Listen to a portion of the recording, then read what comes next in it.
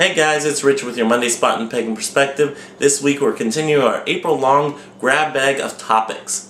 Now I didn't watch last week's video, so I don't know if we have anybody that has covered cultural appropriation, which is what I'm going to cover today.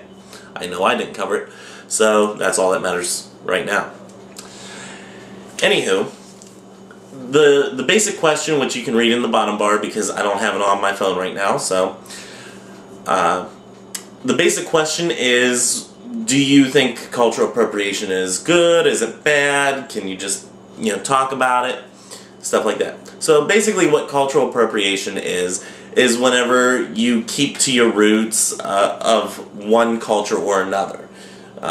It can be in a negative way, it can be in a positive way, it can be kind of like slander, it can, just be being proud of who you are. So, however you see it, I see it in a more positive way. And to an extent I see it as a good thing, and to an extent I see it as a bad thing. So, I'm going to start off with the good, because it's always good to start off with good, I think. At least that's what I think today. We'll see what I think tomorrow. So, starting off with the good.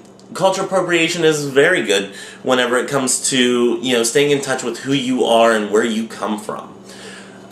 Me as a Syrian, it would be something like, if I go around, in the traditional Syrian headdress and, the long tunics and everything like that my ancestors have worn.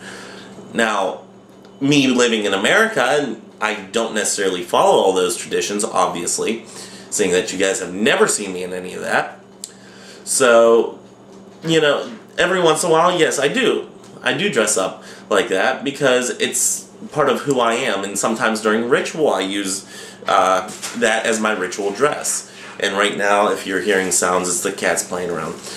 So sometimes I do keep in touch with my roots as a Syrian by the way I dress and and even on a daily basis, the way I act sometimes is very much in a Syrian tradition.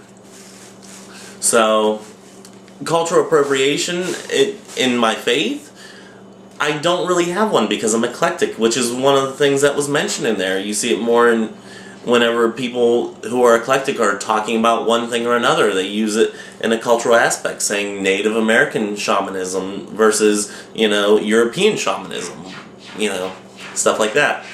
So they were just wanting, expansion on, what we think of the whole subject. So that's a recap of what the whole question was, I know, but still. Anyway, continuing on.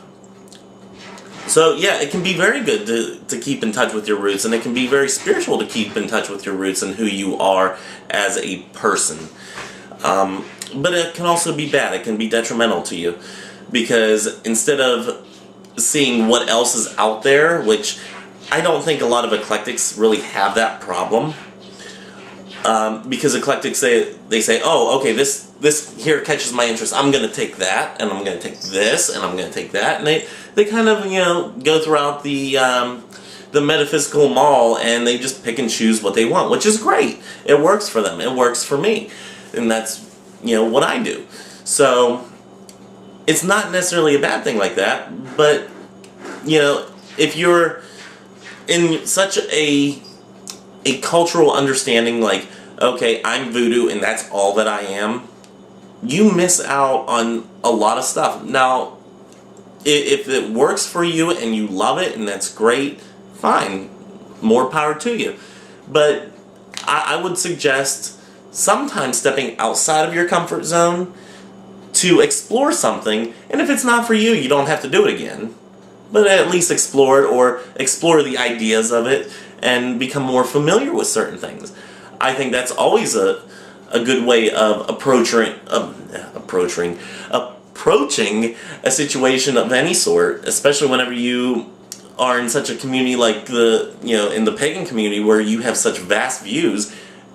Whenever you step outside of your comfort zone of cultural appropriation, you end up seeing somebody else's perspective and seeing why they believe the way they believe, and what makes them tick, which gives you that personal bond, which is always great.